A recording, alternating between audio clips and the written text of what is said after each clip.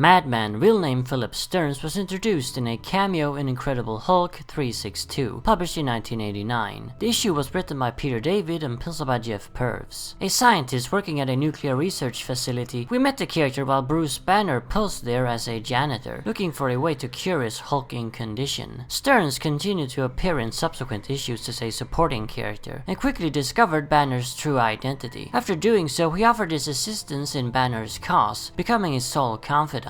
However, secretly he poisoned Banner, a poison which was deadly to Bruce as long as he was in his human form. Luckily for him, the Abomination, Hulk's old foe, conveniently showed up, causing Bruce to transform into the Hulk, saving his life. Of course, it was only temporary. As soon as he turned back into Bruce, he would die. Due to Abomination's coinciding appearance as a poisoning, Hulk assumed his old enemy was behind it. But he learned better when the leader, Hulk's nemesis, suddenly teleported him to his hideout. The leader revealed the entire plot to him and us. It was he, the leader, who sent Abomination to attack the nuclear facility, as he knew Banner had been poisoned. He sent Abomination there to deliberately cause a transformation, knowing that was the only way to save Banner. Why did he do all this, and why did Philip poison Banner in the first place? Yeah, I was just about to get to that. The leader knows Philip Stearns is behind it all, and he saved Hulk because he wants him to kill Stearns. He fears Stearns, but can't bring himself to do the deed himself. As it turns out, Philip Stearns is actually the leader's brother, whose real name is Samuel Stearns.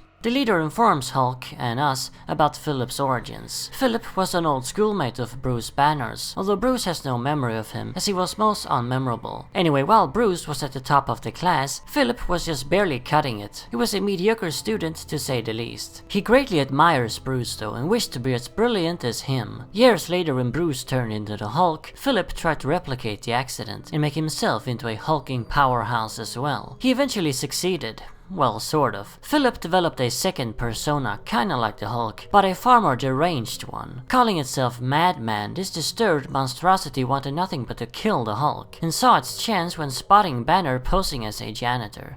Unlike the Hulk, Madman can control its mass and make itself grow in size at will, which also increases its strength, although it's not quite as strong as the Hulk. Philip has no control over his two personalities though, and Madman has a far shorter leash on him than Hulk has on Banner. Philip struggles to take command over their shared body, and he himself is actually against the Madman's plot to kill Banner. It's this goodwill of the Doctor that saves Banner in the end, as Philip reveals the antidote for the poison. Madman returned a few years later for a 3-issue arc in 1993. The writer was again Peter David. In this arc, Madman, now free of the Philip Stearns persona, tracks one of his creations, Piecemeal, an even more forgotten Hulk rogue, to Scotland, where he is engaged in battle with none other than the Hulk. Accidentally running into his old foe, the two once again duke it out. This time around, Madman seems even madder than before. He later makes a trip to London where he holds Prince Charles hostage on top of Buckingham Palace, demanding to be crowned King of England.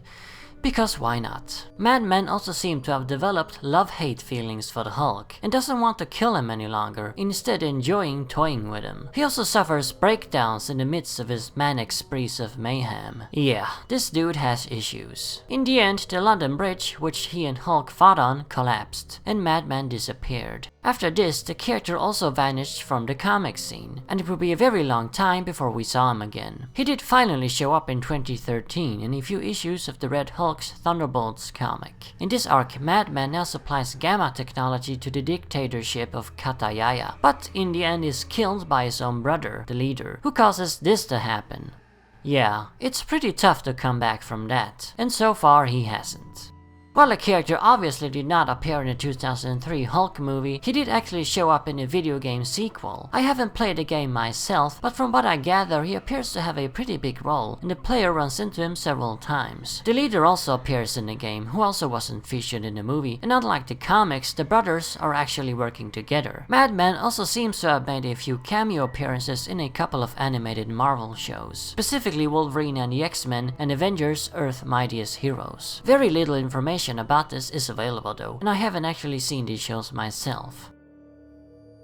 This character has been requested by a lot of people for a very long time, and I'm not talking about since I rebranded myself as Mr. Rogues. No, this goes even further back to when I started the Underrated Rogues series. That was sometime in the early spring of 2017, so yeah, quite a long time. Well, now you finally have him, the Madman. I can certainly see why so many people love this character so much. He is one strange fellow for sure. He's got a crazy personality and an interesting backstory, and let's not forget his ties to Hulk's nemesis, the Leader. You gotta wonder why the character was dropped in the first place. Maybe nobody wanted to mess with Peter David's creation. We see this with a lot of newer villains, like Bane. A majority of the Bane stories are written by his creator, Chuck Dixon. I guess we've just been lucky Dixon have written so many Bane stories. Otherwise, he might have been a forgotten villain too, who knows. And then there's Black Mask, who for a long time was only used by Doug Mensch and nobody else. The list goes on. Maybe this is just a modern policy. If a writer creates a new character, you let him handle it. After all, he may have specific plans for the character. Unluckily for Madman, Peter David didn't seem to have too many plans for him. And when someone other than him finally dared use the character, it was only to kill him off. It's a shame David didn't do more with Madman, as I feel he was never really fleshed out. We got a lot of hints at interesting and complex layers, but it wasn't fully explored. An annual could have done this excellently, but it wasn't to be, and as it stands, Madman was left an unfinished project.